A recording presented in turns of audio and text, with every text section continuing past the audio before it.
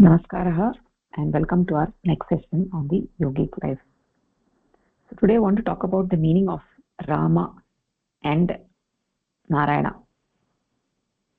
So we have so many names for Paramatma, right? And every name has some meaning, right? And every name has a meaning, and that meaning is also very beautiful.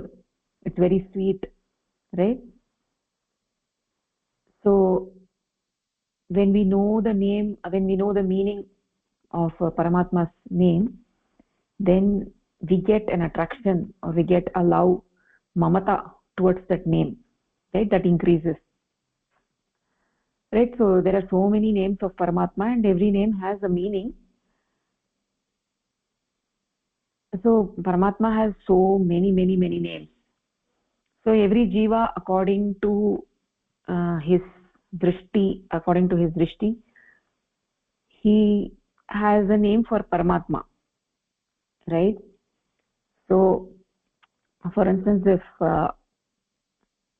there is an elephant in front of us, and if the person standing in front of the elephant is blind, then if you ask that blind person what is there in front of you, right, depending on which part he touches, he might say that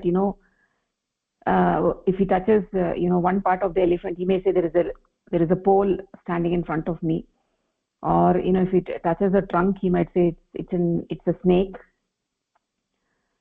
right? So depending on which body part he touches, he may give a specific reference to that particular part by saying this is like a pillar, or this is like a snake, or this is like something else, right?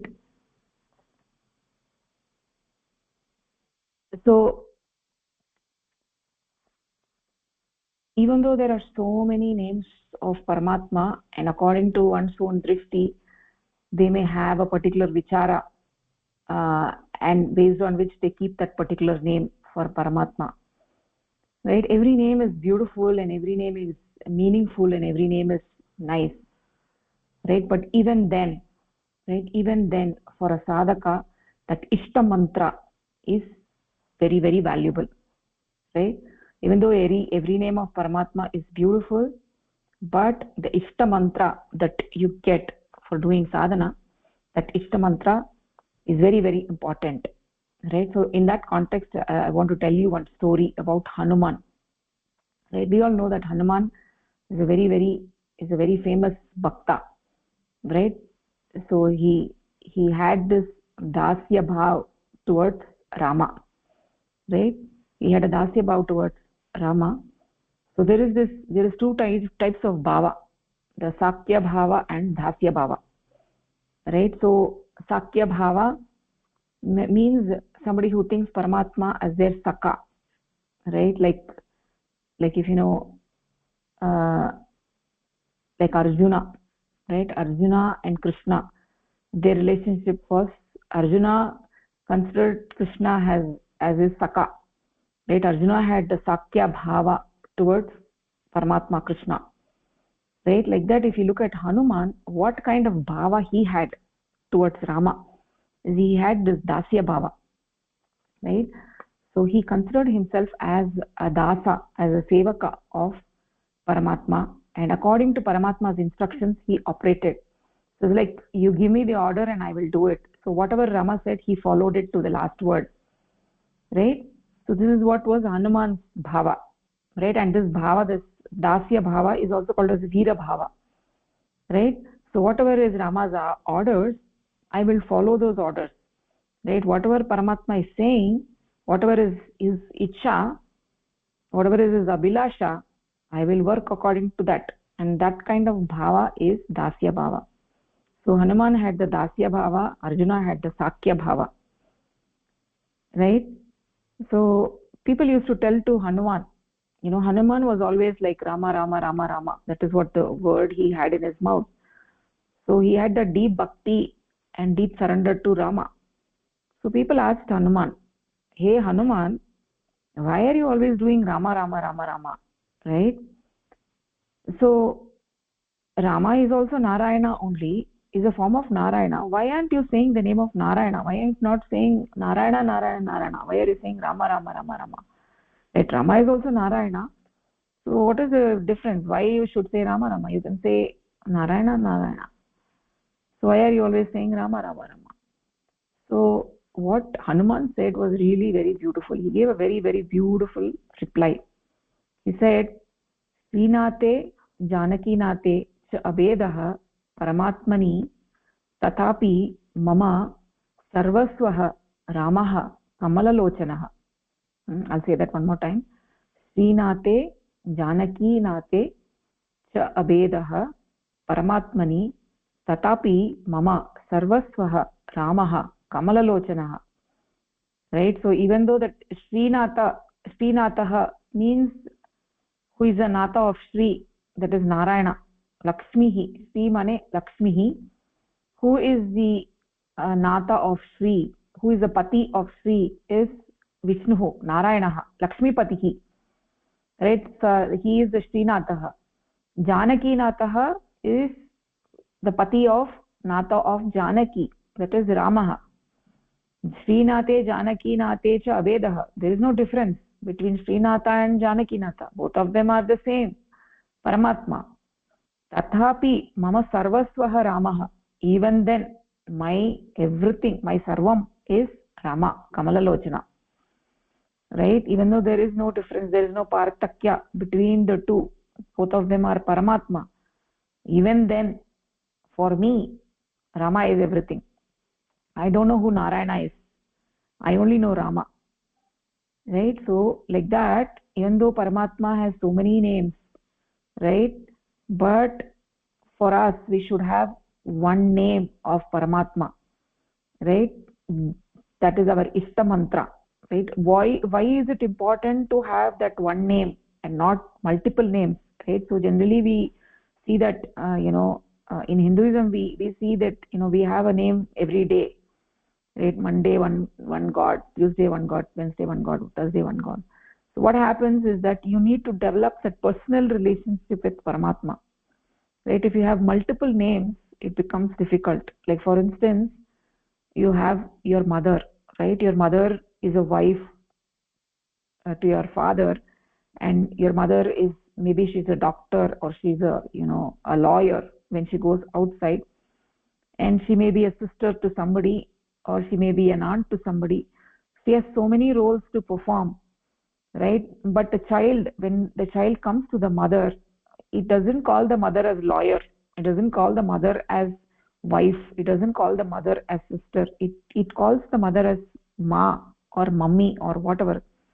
Right? Why is it that? Because it has a close personal relationship. That sweetness is there in that relationship.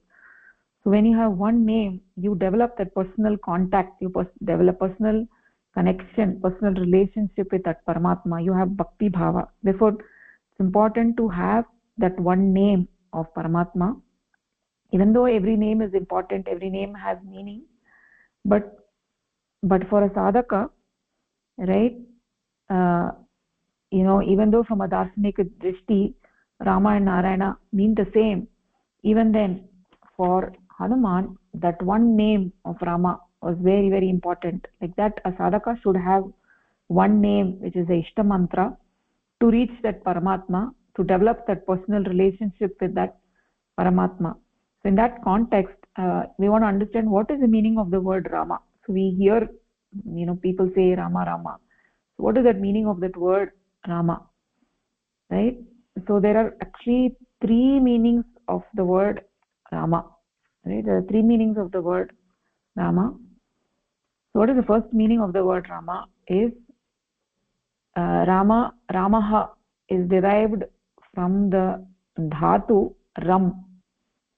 Ram dhatu means getting Ananda, from which you get Ananda. That is Ram dhatu. Right? So if there is a beautiful scenery in front of us, we get Ananda from that. Right? When we see that beautiful scenery, we get Ananda. So Ram, we say Ramaniyam, Ati Ramaniyam. Like that, Ram means which is giving happiness. right? So what is the meaning of the word Ramaha? Ramante yoginah yasmin. Ramante, right? Yogis, in which they get happiness, right? Ramante, they rejoice, in which they rejoice, right? From which they get happiness.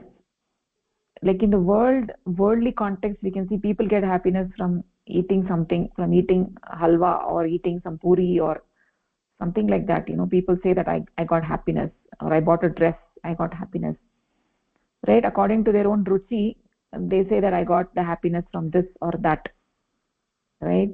Or they may say that I got this job, I got married, or I became a minister, so I got happiness. So according to each person's drishti, they say that I got happiness from this. But for a yogi, right, and from which he gets happiness, right, he gets happiness from Rama, from that Paramatma. From that Paramatma, in that Paramatma he gets happiness. He rejoices in that Paramatma. So that is what is Ramaha. So Ramante yoginah yasmin. So yogi, we are saying yogi, right? So yogah asya asti. One who follows the yoga nishta jivanam, he is a yogi. So what is the meaning of the word yoga? Right? We've been talking about yoga so many times, right? How is the word yoga derived, from which dhatu? Right? In Sanskrit there are two root verbs, two dhatus, yuj and yunj. Two dhatus are there. So yuj means to add, right? Yuj means to add. Like for instance, as I was saying, there are two dhatus in Sanskrit, yuj and yunj, right? Yuj means to add, like 2 plus 2 is 4, right? So when you add, in that context you use the dhatu yuj. The yunj dhatu, the other dhatu, is not to add but to unify, right? So if you want to take an example of yuj dhatu, you have sugar and you have sand, you mix them together, then they don't lose their identity. Still I can identify that this is sugar and this is sand, right? I can identify them separately. So when you put them together, when you put sugar and salt together in a cup, right, that mixing them together, that is called as yuj. It is derived from the yuj dhatu. You can call as yogaha. That is also called as yogaha, right? But in that they both maintain their separate existence. Sugar is maintaining separate existence, sand is maintaining its separate existence. So that yuj dhatu means to unite.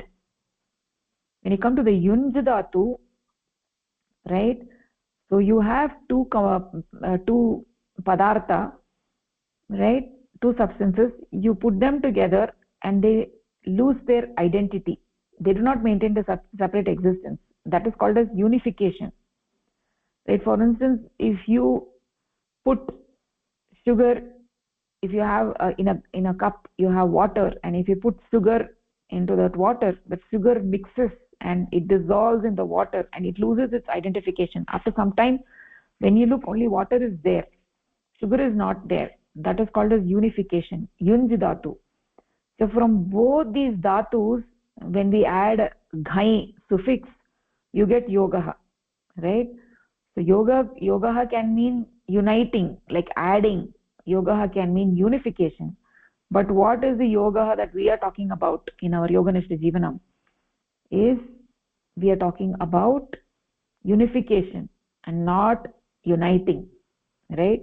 So when the jivatma merges into Paramatma, we call it as yogaha, because the jivatma doesn't remain as a separate entity, doesn't remain as a separate existence. It merges into Paramatma. So that is what we call as yogaha, right? And what is the second? This is the first meaning of Rama Shabda. First meaning of Rama Shabda is Ramante yoginah yasmin, in which they rejoice, That is called as Ramaha. What is the second meaning of Ramaha? Is Ravanasya Maranam Ramaha. Ravanasya Maranam Ramaha. So what is Ravana? Ravana means it's the evil force. It's the depraving. They are the depraving elements, degrading elements, right? So when you come in contact with those objects, then you get adogati. You get adogati. You actually, when you come in contact with certain entities, you degrade. Your mind degrades, right? So when you sit with somebody and you're having a discussion about something and your mind elevates, right? Or when you sit with somebody and your mind degrades, right? Let's say that you're sitting in a satsang, then your mind elevates. Whereas if you're sitting in contact with people who are stock traders, right, and you're discussing about something, your mind actually, it doesn't elevate, it degrades, right? So in whose contact your mind degrades, that is Ravana. That is Ravana. So the vrittis that you have in your mind which are degrading, those are actually called as Ravana, right? So uh, we have so many vrittis, right? So Ravana means hina vritti, nicha vritti, vrittis which are degrading, right? So the vrittis that we have, the mental propensities that we have, they work in the 10 directions. They work in all the 10 different directions. Purva, Paschima, Uttara, Dakshina, Urdhva, Adaha, Ishanaha, Vayuhu, Agni, Nairitya. So they work in all the 10 directions and they pull you down. We call those vrittis as kuvrittis. Kuvrittis which operate in 10 different directions, right? Because they operate in 10 different directions, we consider it as Ravana having 10 heads because it's operating in 10 different directions. So the kuvritti which operates in 10 different directions, we call it as Ravana, right? We call it as Dashanana, right? Ravana who is having 10-headed Dashanana. So inside human beings, there is a Ravana. There is a Ravana, hidden Ravana, Dashanana. What are we supposed to do regarding that Ravana? Is we need to bring it down. We need to kill that enemy, right? We need to destroy that enemy. How do we destroy that Dashanana? Is by doing sadhana, right? Ravanasya maranam Ramaha, right? When Ravana and all the kuvrittis go away or get destroyed by doing sadhana, we get Ramaha, right? So by singing the glory of Paramatma, that by doing sadhana, that Ravana's mrityu happens. So when Ravana's mrityu happens, that is what is Ramaha. So how do we get Ramaha? From Ravana we take Ra, and from Maranam, Ravanasya we take Ra, and from Maranam we take Ma, we get Ramaha. Ravanasya Pratama Akshar and Ra, and Maranam Pratama Akshar Ma. We add them together, we get Rama, right? So that is the second meaning of Ravanasya Maranam. It is basically destroying the kuvrittis that we have, which operate in the 10 different directions. That is what is Rama. And what is the third meaning of Rama? The third meaning of Rama is Rati Mahidaraha Ramaha. Rati Mahidaraha Ramaha. So in this universe, who is the most effulgent entity, right? What is the most effulgent entity in this universe? In this Sanchar Dhara and Prati Sanchar Dhara of this Vishwa, what is that most shining entity, effulgent entity, Prajvalman entity, right? That is Paramatma, right? So this whole universe is glittering and shining due to that Paramatma. So the sun would not have got its brightness without Paramatma. The moon would not have got its brightness without Paramatma. The stars would not have got its brightness without Paramatma. So we say that we are able to see because of the light that we get from the sun, right? But does the sun give the light on its own? No, it is the borrowed light from Paramatma. So in this whole universe, Mahidaraha, Rati Mahidaraha, Ramaha, right? So from Rati, you take the first letter Ra, and from Mahidara, you take Ma, you get Rama, right? So that is the third meaning, the entity that is most shining, effulgent in this universe, that is Ramaha. So we saw three meanings of Ramaha. One meaning was Ramante Yoginaha Yasmin iti Ramaha, Ravanasya Maranam iti Ramaha, Rati Mahidaraha Ramaha. So there are three meanings of Rama. So we were basically saying that we need to, even though there are many names of Paramatma, we need to have one name to build that personal contact, to build that personal connection, personal relationship, that bhakti bhava, prema bhava, right? So even though you have so many family members and so many friends and everything, right? In that there might be so many of them who are your well-wishers, but even then you have that personal relationship with your mother. That kind of relationship you don't have with anybody, right? Because you are born from your mother. Like that, we are all born from that Paramatma, that singular entity. We need to have that personal connection, that bhakti bhava with that singular entity, and that is why it's important to have one name, right? The name that comes to your mouth whenever you want to call, you just call out that name, right? So it's very important to have that one name of Paramatma, Paramapurusha. So then also then I want to talk about Narayana, right? So we want to understand what is the meaning of Narayana, right? Narayana means Narasya Ayanam. Narasya Ayanam. Ayanam means home, or it's the Ashraya, it's the Adhikaranam, right? The Ashraya for everything, that is Ayanam, right? So we actually call it as Vasaha. We call it as Vasaha. We can call it as Dhama. It's like the home. And what is Nara? Nara has actually three meanings, right? So one meaning of Nara is Niraha, Niram means water, Toyam, Udakam, Kambalam. These all mean the same thing. Nara means Niram, that is water. One meaning of Nara is water, right? So the second meaning of Nara is devotion, Bhakti. So when we say Narada, Naram Dadati, so person who gives bhakti, who distributes bhakti, is Narada. He's called as Narada. So Nara means Bhaktihi. So that Maharishi Narada, he was called Narada because he was always saying Narayana, Narayana, Narayana, and he was actually spreading the Bhaktihi. So now for Narada, it was one name, Narayana. It was always Narayana, Narayana, Narayana for everything. For Hanuman, it was Rama. It was one name, right? And what is the third meaning of the word Nara? Is Prakritihi, Parama Prakritihi. Parama Prakritihi is also called as Nara.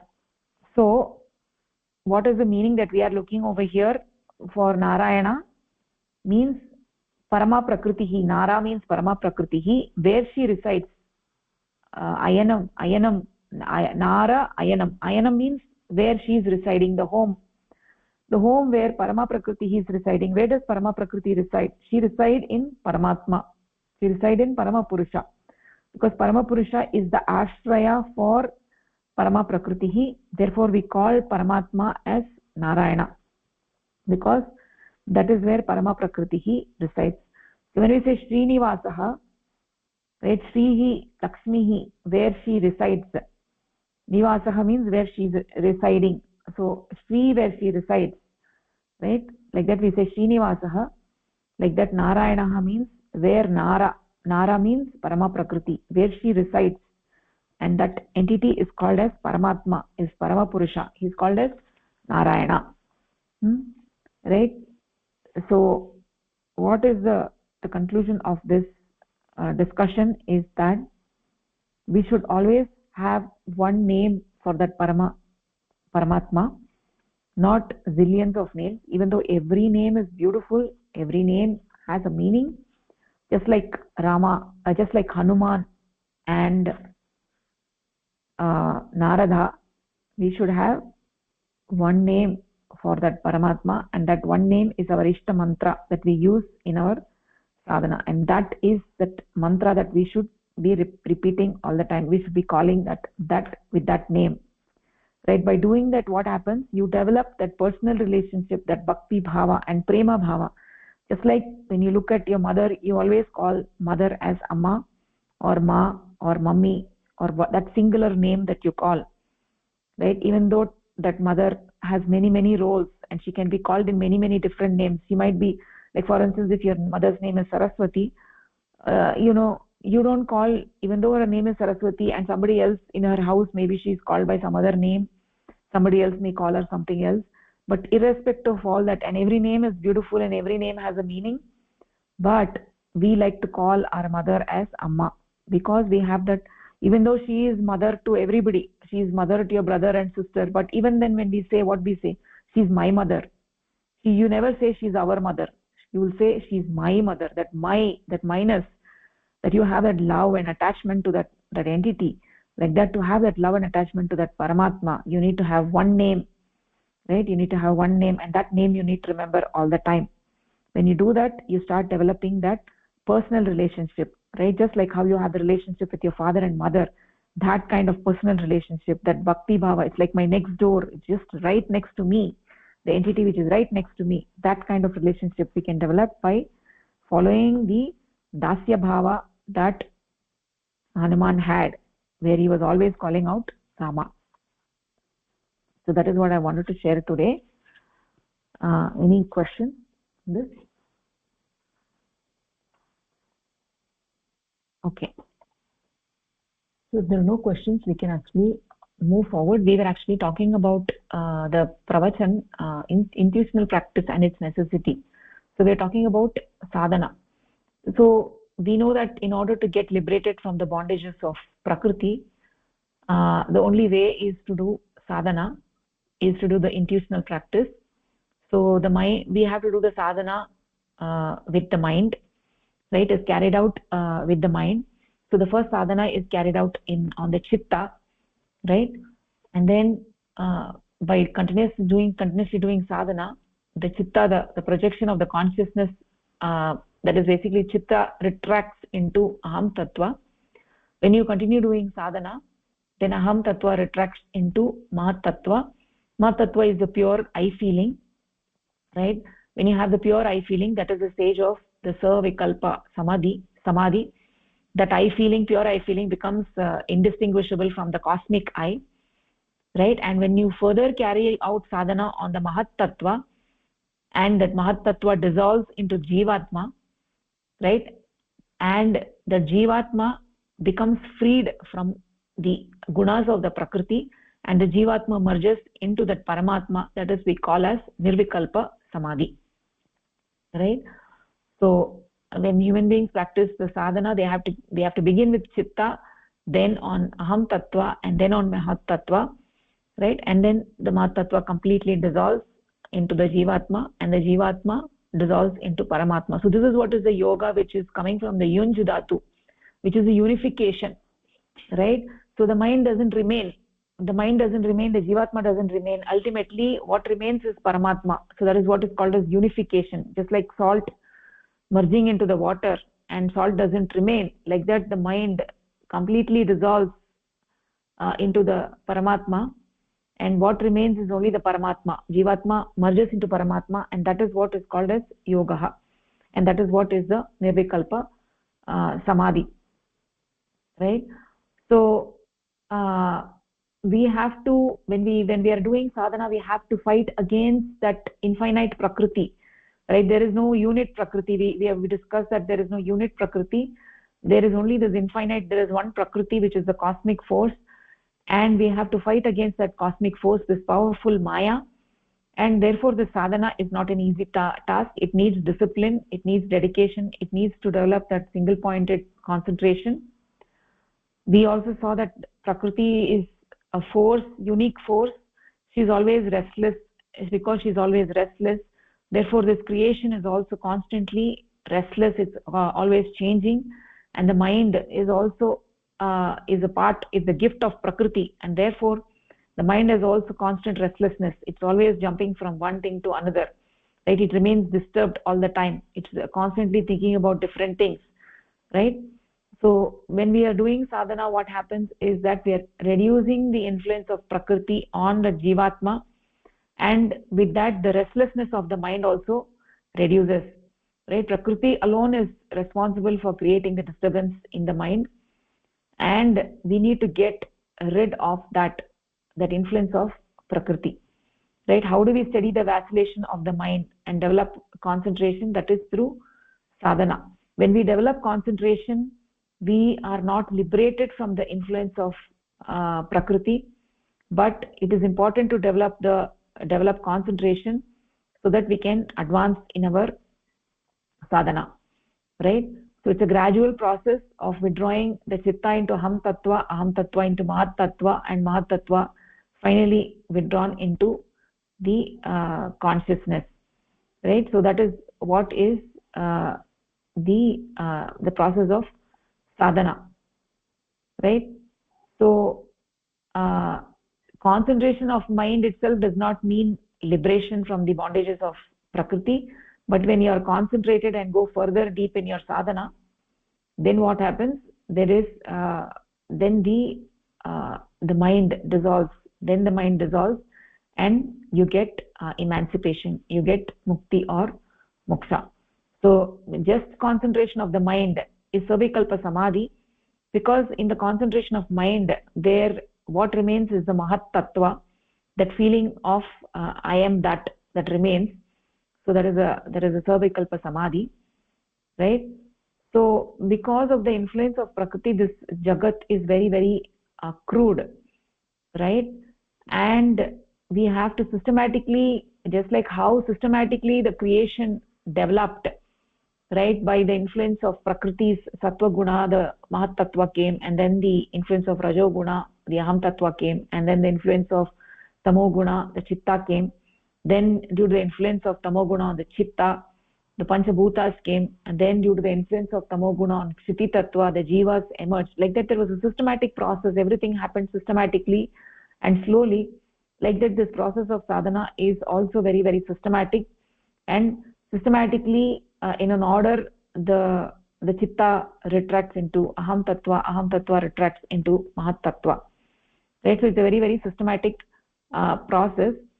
So in order to attain liberation, we need to take we need to fight against prakriti, even though she appears like a vilifying force, but she is not a vilifying force. There are two aspects of prakriti, vidya maya and avidya maya.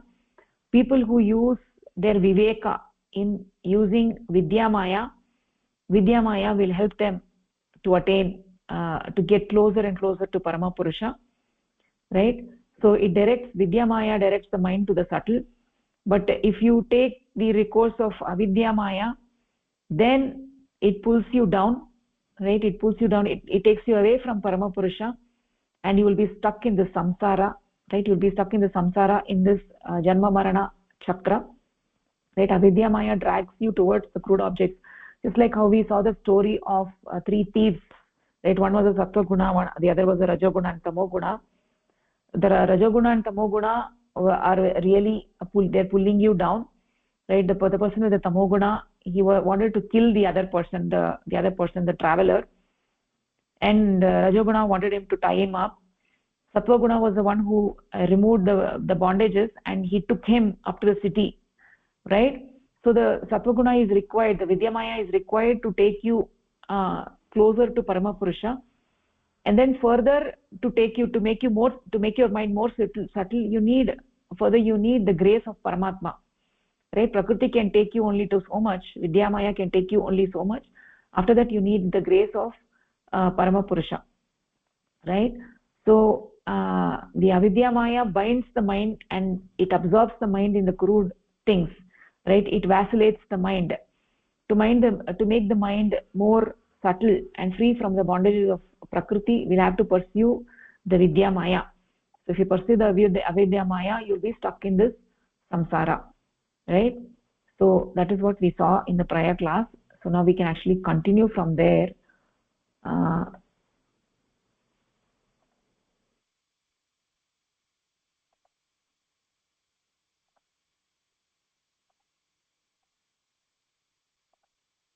Do you want to take this? Unit consciousness secures release from the bondage.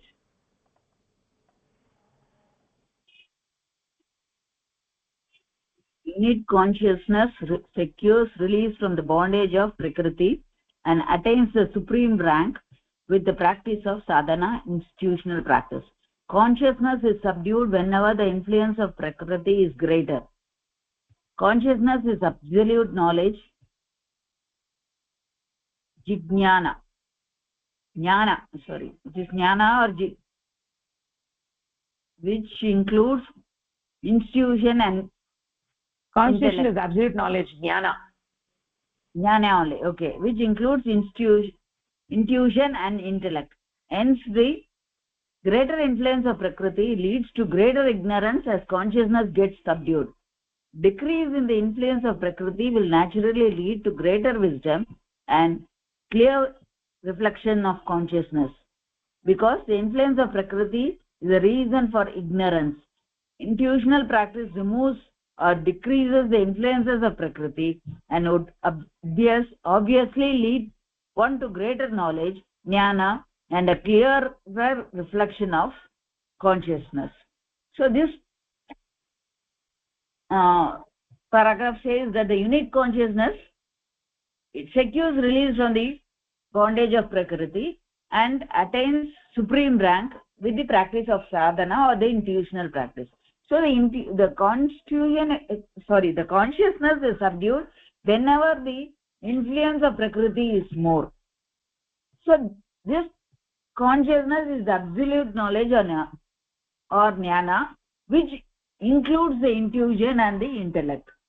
So the influence of Prakriti, but the influence of Prakriti leads to ignorance. So this should be reduced, and the consciousness which is subdued should increase, which leads to the greater wisdom and clear reflection of consciousness. So the sadhana is required to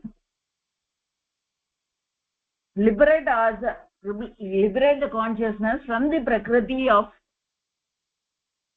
influence of Prakriti, and the subdued consciousness is more reflected and gets this and moves towards acquiring greater knowledge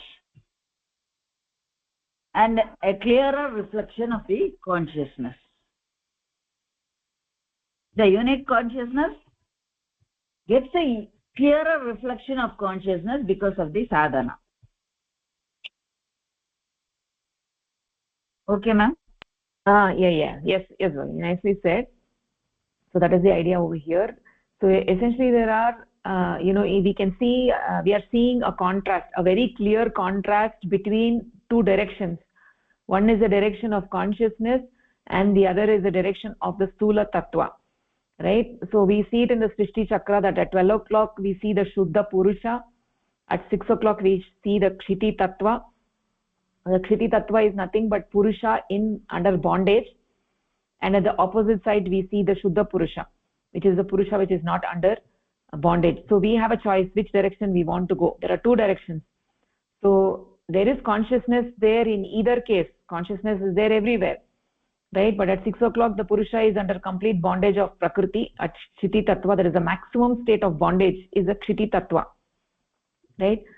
And living such a life in which the mind is engaged in cruder things then brings the mind in that very direction, right? When you engage in cruder things, it brings the mind in that direction.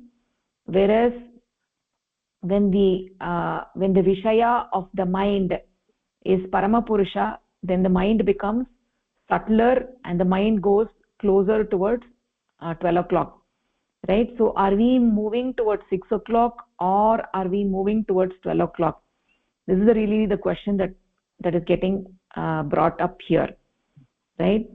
So when somebody has a greater reflection, right, greater reflection of consciousness, have a clearer reflection of consciousness, that is because they are going towards Paramapurusha, the influence of Prakriti is lesser, right? So why are we saying reflection? Is because the mind is like a mirror, right? Mind is like a mirror, and that is why we're saying reflection.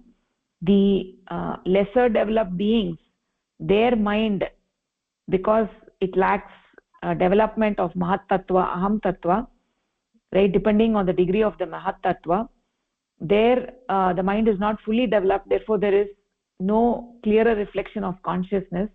Like for instance, the single celled organisms, right, they only have chitta, which is active. Aham Tattva is also not active in for the single celled organisms. When like Mahat Tattva and Aham Tattva, both of them are in Sushupta Avastha in single celled organisms. Then as you get more and more developed beings, then the reflectiveness of the mind, the ability to reflect, right, just like the puddle of water, you can see the full moon clearly reflected when the water is clear.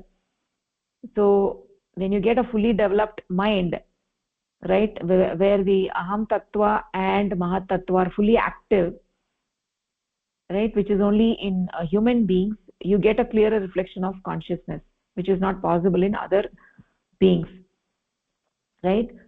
So even though one is a human being, but if the mind is crudified by engagement in the wrong thoughts and engagement with wrong objects, then it has potential to change any time, because it is a human mind, right? Because of free will, right, because of that free will, it can get all kinds of contamination, due to which it becomes as though we are a cat or a dog or a squirrel or a mouse, right?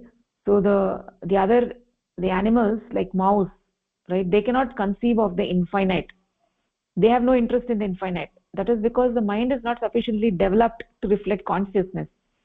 So if you have muddy water on the road, a puddle of muddy water, then you're not going to get any type of clear reflection of consciousness of the moon, right? So if you think of the mind as being like that water, just that water does not have a clear image of the moon in it, the mind does not have a clear image of the infinite in it. It is not attracted to that infinite. That is the difference. So the mouse, by definition, by birth, has the lack of ability to reflect consciousness within it.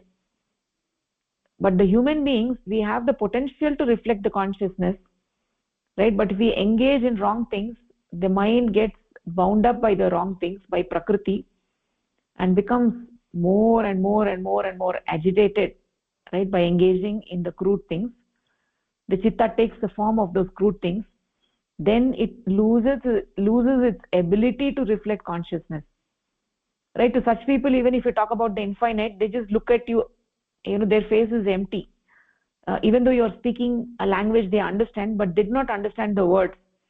The message is completely going above their head, and they don't understand. This clear reflection of consciousness depends uh, right on the is possible in the human beings and not possible for the non-human beings, right? Non-human living beings, they do not have the potential for it, but human beings, we have the potential, right? So it completely depends on the environment and how we and the nature of their mind, right? All the human beings have the potential, but they lose their potential, their ability, if they have brought up in a very crude environment, right? But that environment can be changed, right?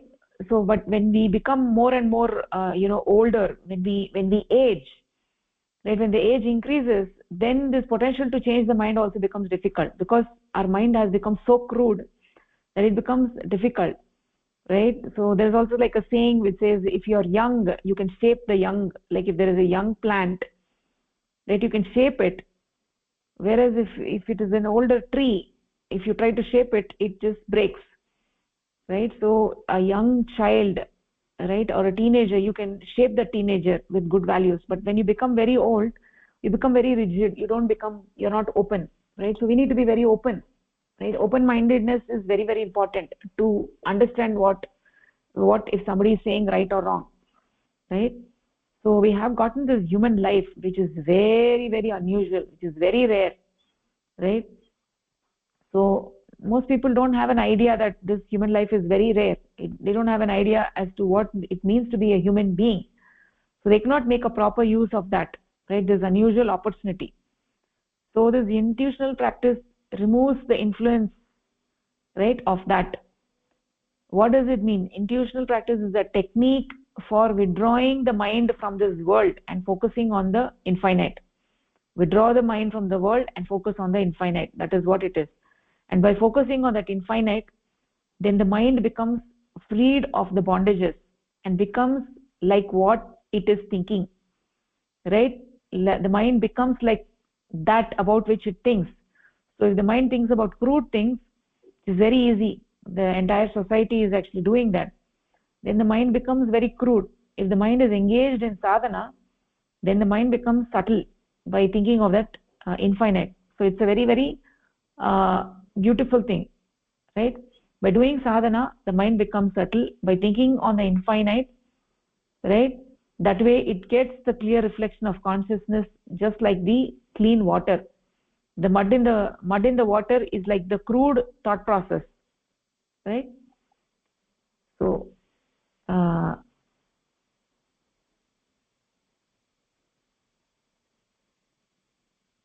okay, so any questions over here?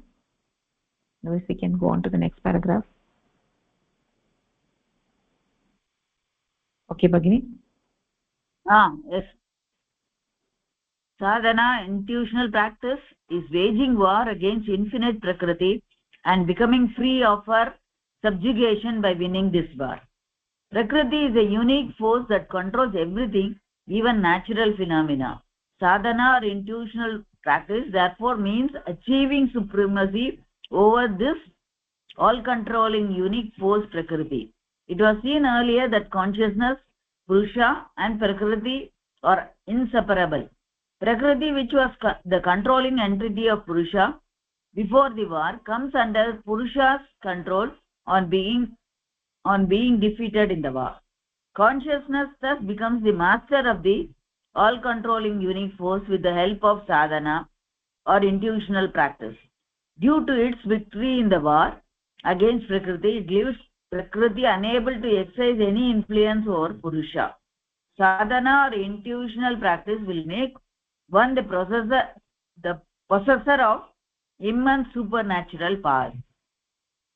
So the sadhana or the intuitional practice is like waging a war against the infinite Prakriti and becoming free of her bondage. So now Prakriti is a unique force that controls everything, even natural phenomena. So the sadhana, the intuitional practice, means this practice means achieving supremacy over this bondage or the controlling force, the Prakriti.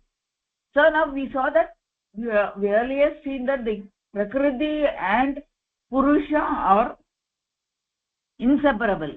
So now, until now, Prakriti, which was the controlling entity of Purusha before the war, now because of the sadhana is getting defeated by the Purusha, and the Purusha exercises full control over Prakriti. So, and thus Prakriti is not able to exercise any bondage on the or influence over Purusha.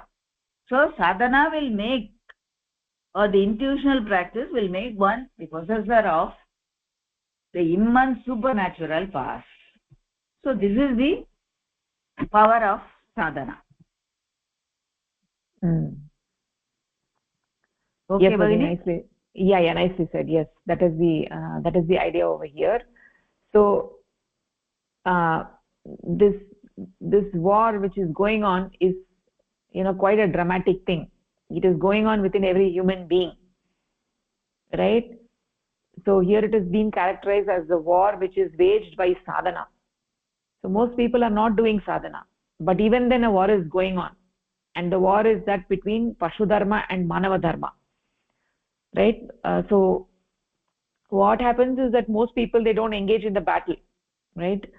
So there is this war that uh, that is there because they got born in a human frame. They have a human body and a human mind, and by virtue of that they also have a manava dharma within them. There is no doubt about it. They also, because they came from pashu jiva, so they also have the pashu dharma, right? They came from literally being animals, so they have emerged from them, so they have the pashu dharma also within them. And the pashu dharma is the familiar path and manava dharma is the unfamiliar path. So most people don't get any encouragement in that direction, and they don't have a natural tendency in that direction because of their sanskaras. So maybe their first time in the human body, or even just more than that, just because of their bondage of their sanskaras, right? They have this abhukta pratikriya, right? The actions for which the reactions haven't been expressed yet, right? That is what is called as sanskaras. Because of the sanskaras, the collected sanskaras form one's personality, one's likes and dislikes, all of that. So most people do not engage in this battle. So if you are not going to fight, then how are you going to win? You're just going to lose by default. So most people do not fight the battle and they just lose by default, right? Then the pashu dharma is victorious and they follow the pashu dharma the entire life, right? So pashu dharma is dominant. You can see in anybody whose goal is to make huge amounts of money without any need, just go on making more and more and more and more money, talking about those things. Or those people who like to listen to crude music, eating meat, drinking alcohol. So there are so many things, right? Most people in the world are doing these things. So that is the victory of pashu dharma, and they are not going to engage in this battle. They're not going to engage in this war, right? So in order to win against prakriti, you need to engage in this war, right? Somebody has to get up, stand up and say, I don't want this old life anymore, right? And that is this yogic life. Somebody engages in this life, then manava dharma gets a ground to stand on and starts fighting this duel, right? That we've been talking about from the first class. What is dharma? That also we read, right?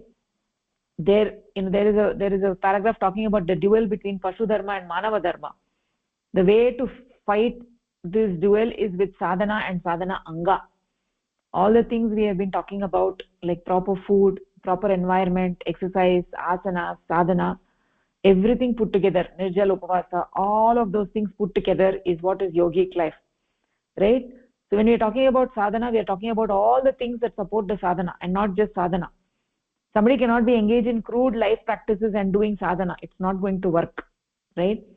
So sadhana, when we say sadhana here in this karapatra, so we mean everything that we have talked about before. We have to put everything together and ultimately sitting in padmasana and doing sadhana, right? And that is the waging war against prakriti, and by doing so one is definitely going to win the war. That is going from 10 o'clock to 12 o'clock in the Srishti chakra, right? So that is a natural pathway, and you get the kripa of parama purusha on that, right? Those who engage in the war, they will win. But if you don't engage in the war, you're not going to win. And most people don't even know that the war is going on, right? So they don't engage in that war, so they lose, right? They don't know anything better. They think that this crude world is what it is, right? So they only engage in that world. They cannot see anything else besides that, right? So paramapurusha wants you to win, but he's not going to fight for you. You have to fight, right? So you have to stand up on your feet, and when paramapurusha sees that you're ready to move ahead, then he will help you. That is what is called as kripa, That is what is called as grace, right? But he's not going to do it for you. You have to stand up and you have to show that you're ready, right? Then you will get all the help. So those who engage in this battle, they will become victorious. They may fall once or twice down, but they will get up. They will ultimately be victorious in this very life, right? But that needs sadhana. And when that is done, right, then we get freed from the bondages of Prakriti. And that is what is the victory of Purusha over Prakriti. Right? That is what is ultimately victory of Purusha over Prakriti. If you see a stone at 6 o'clock, then Purusha is completely bound up by Prakriti. And when you see a human being who has got to 11:30, 11:40, then there is almost nothing left of Prakriti. This is Nitya Nivritta, right? The Kshaya is going on, the waning effect of Prakriti over Purusha. And Purusha is becoming victorious. And you will notice in such a person that their personality is completely different, right? So, you get access to supernatural powers, right? You get access to them, right? So all of those things happen, right? Like for instance, you know, you get access to supernatural powers, right? Like for instance, if somebody is traveling from Calcutta to Delhi, then there is this main road that you're taking that takes you all the way there to Delhi. But there are a lot of side roads that one can turn on to, right? So these are small roads, right, can turn on to you, which is getting access to the supernatural powers. The small turn, the side roads, these are all the supernatural powers. Means the ability to make oneself very light, very small, big, or ability to move objects, control others' minds. All these things are supernatural powers, right? So, yeah. So they may become the possessor of the supernatural powers, but what our goal is Parama Purusha, not to get distracted by the supernatural powers. A true sadhaka, a true bhakta, he'll completely ignore the supernatural powers. He did not do the sadhana for the supernatural powers. He will not get attracted by that. If he gets attracted by the supernatural powers, then adogati is guaranteed. Okay, let's take the next one, Bhagini.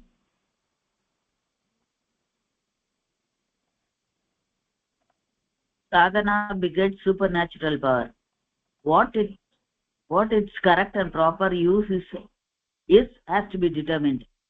The supreme rank of Brahma is non-qualified Nirguna, where Purusha and Prakriti are together. Yet, Purusha consciousness is more prominent and Prakriti is not able to qualify Purusha. Prakriti being feebler in Nirguna Brahma, non-qualified entity, could be driven about by Purusha consciousness. He could lord it over Prakriti.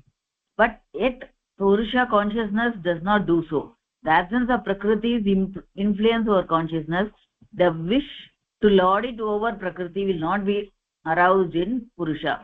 Such a desire in consciousness will only arise upon being influenced by Prakriti, which will only be possible when consciousness becomes weaker than Prakriti. Hence, even the desire to lord it over Prakriti will arise only out of the weakness of consciousness, which would bring Purusha under Prakriti's influence and render Purusha incapable of lording. Consciousness, Purusha is thus never able to lord it over Prakriti. Unit consciousness gets released from the bondage of Prakriti gradually. The use of this Purusha begotten power of sadhana for lording it over Prakriti could be inviting back Prakriti's influence. It is the qualifying influence of Prakriti only which creates the desire for the use of power. Hence, by wishing to use or by actually using this power, one voluntarily gets under the control of Prakriti. This results in all one's effort to conquer Prakriti with the help of sadhana, intuitional practice being counteracted by going under the control of Prakriti. There is no emancipation for such a person. One can never gain freedom from the influence of Prakriti in this way. So, sadhana begets supernatural power, means that it wins over supernatural power, isn't it, Bhagini? Eh, sorry, sadhana, so by doing sadhana, a sadhaka gets these supernatural powers. We call them as siddhis. He get these siddhis. Oh, okay, okay. So now, but he will not be blinded by them. yes, what is correct, that is the correct use of and the proper use of sadhana is to be determined, so that Of the powers, supreme rank proper use of the powers, supernatural powers has to be determined. has to be determined. So the supreme, actually the supreme rank or the nirguna brahma, non-qualified brahma, is where the prakriti and the purusha and prakriti are together. So they are, and the purusha is more prominent in this nirguna brahma, and prakriti is not able to qualify purusha. So prakriti being feebler in nirguna brahma could be driven about by purusha consciousness. He can win over prakriti, but that also he is not able to do, because the prakriti only should influence purusha to show his power. So what happens, this again it goes back into the control of, under the influence of prakriti or the control of prakriti. So the supernatural power actually brings the unit consciousness under the bondage of prakriti, and there is no emancipation.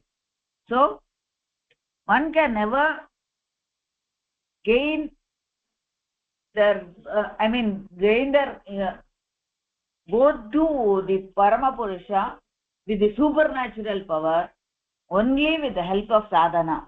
That is, they should be able to differentiate. This paragraph says that they should be able to distinguish between sadhana and the supernatural power, and not get blinded by the supernatural power, because it will not help them emancipate from the bondage of prakriti.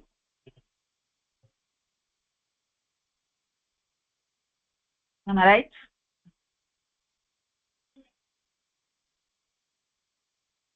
Ragini? Yeah. Sorry, Bhagini. Yes, you're right. Yeah, that's the idea here.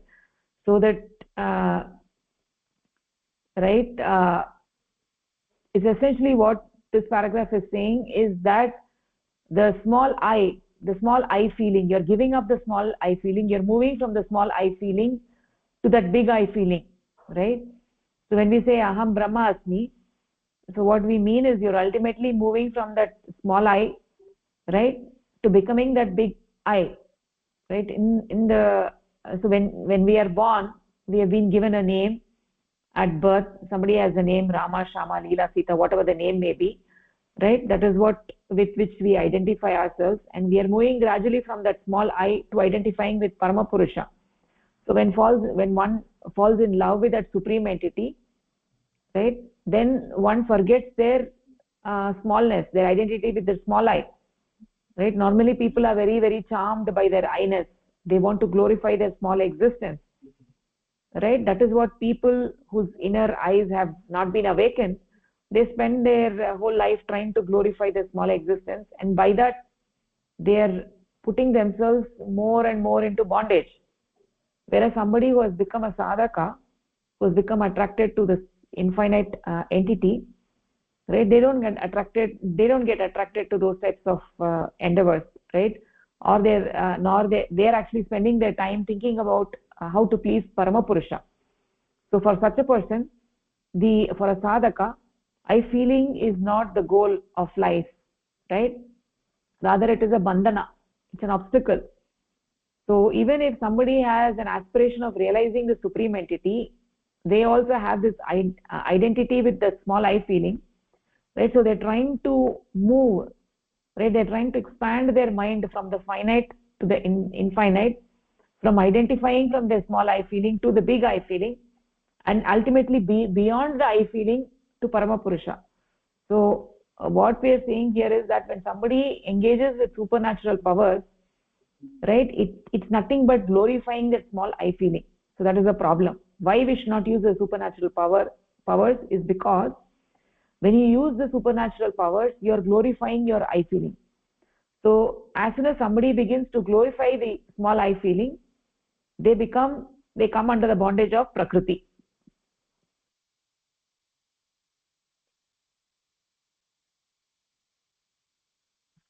Excuse me. So when somebody gets supernatural powers, so essentially they are glorifying their small I feeling when they get the supernatural powers and when they're using it, right? So any time, right, when somebody is trying to go from Calcutta to Delhi and they took a side street, right? There is a main road that they have to take, but they took a side street. They're turning down that street. That means when you're on this Yoganishni Jivana Marga and you're doing sadhana, your goal is to reach Paramapurusha.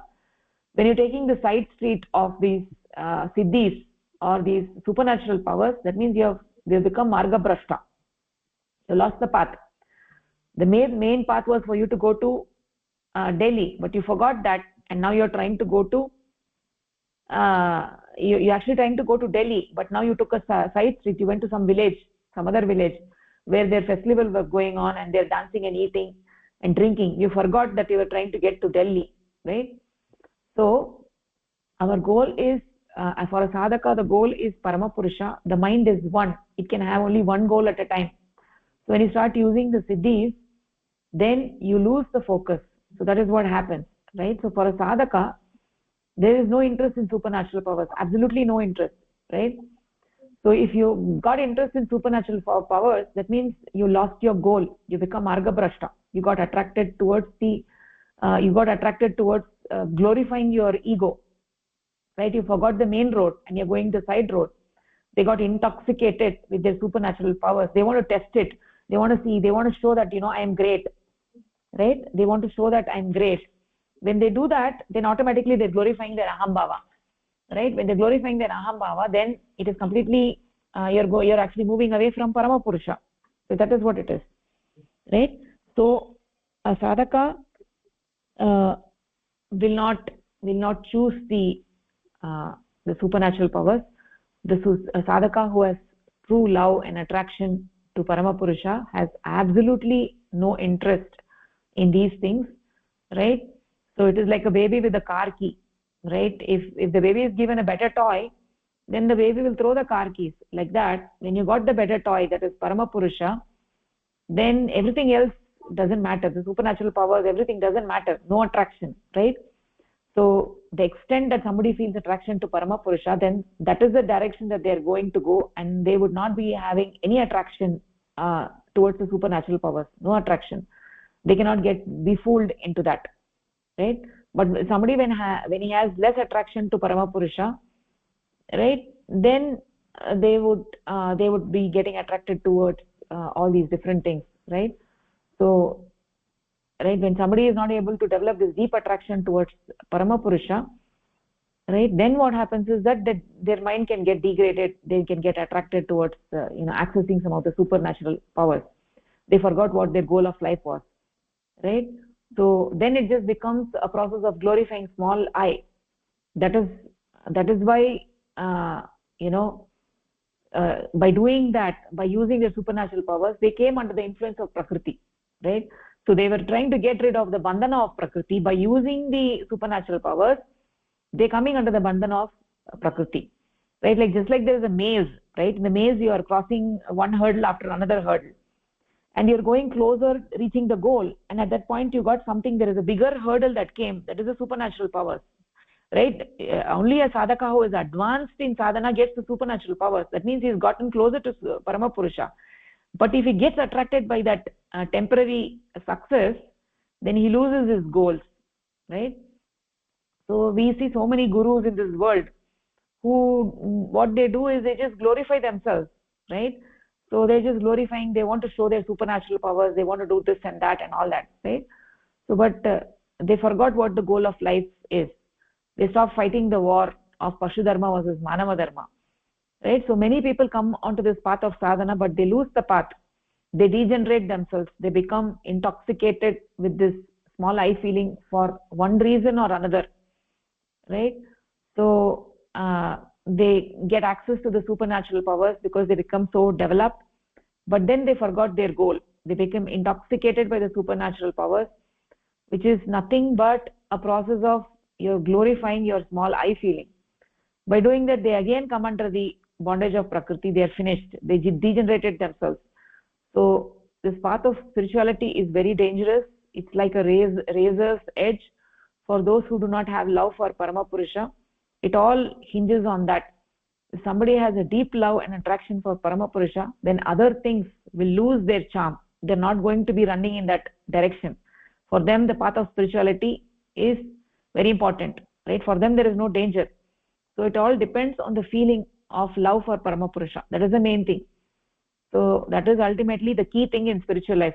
This bhakti has nothing to do with rituals. It has nothing to do any of that. It means prema bhava for Paramapurusha. Somebody has that love, that internal drive. They want to realize that supreme. They want to please that supreme in this very life. Then they will never get attracted to any of these things, right? So that is what this paragraph is actually talking about.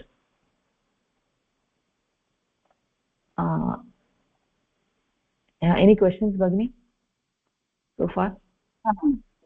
No, Bhagini. We will stop with this, no? Okay. So let us actually, time is up. We can actually stop over here. Okay, Bhagini. धन्यवादः. नमस्कारः. धन्यवादः.